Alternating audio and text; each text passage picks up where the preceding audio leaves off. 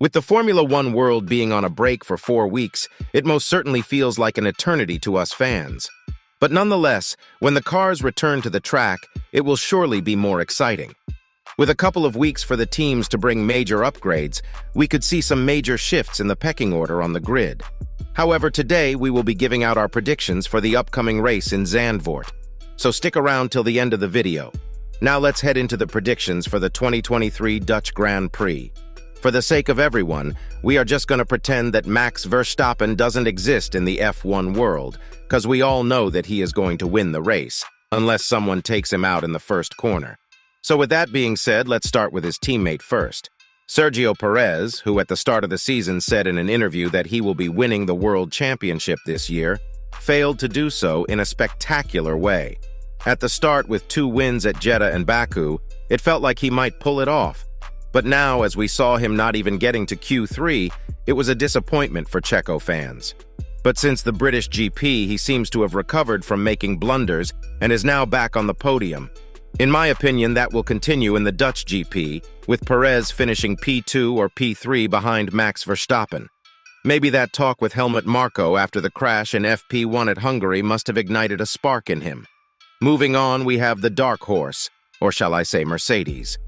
As I said before, they are starting to struggle once again, and although they have abandoned the Zeropod concept, which was their worst nightmare last season, the team still can't deliver the car that Hamilton and Russell wants. With Hamilton finishing P4 in the last 2 races, he is ever so close to getting on the podium, but the car just lacks the performance to the likes of McLaren, Ferrari, and Aston Martin. We don't know as of yet what upgrades are planned after summer break and how much lap time they will gain, but as of now, Lewis Hamilton will mostly likely finish in top 5. He could be lucky if something goes wrong for drivers ahead of him and get a podium finish or a late safety car, just like what happened in British GP, but until then, he is most likely to finish P4 or P5. Now let's talk about the Tifosi and their favorite Ferrari. Leclerc must have an enormous amount of willpower to hold himself back after what the engineers and strategists at Ferrari are doing to him. We all know how it goes.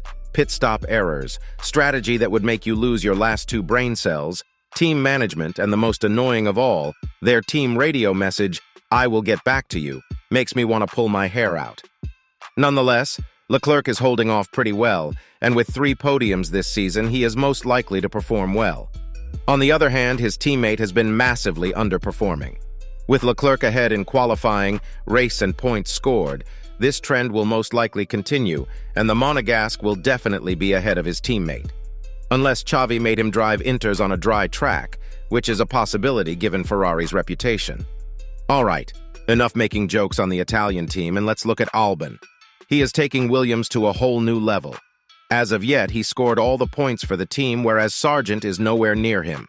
With 3 top 10 finishes, Albon will most likely finish in top 10 once again at Zandvoort. And finally, how can we forget Lance Stroll? While Alonso was enjoying the sweet champagne on the podium, Stroll didn't even come close to him.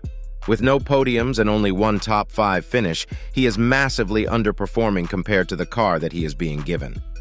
Alonso is making Stroll look like a rookie so far, with leading by 10-2 in qualifying and scoring almost 3 times the points of Stroll. It's fair to say that money can't buy skills.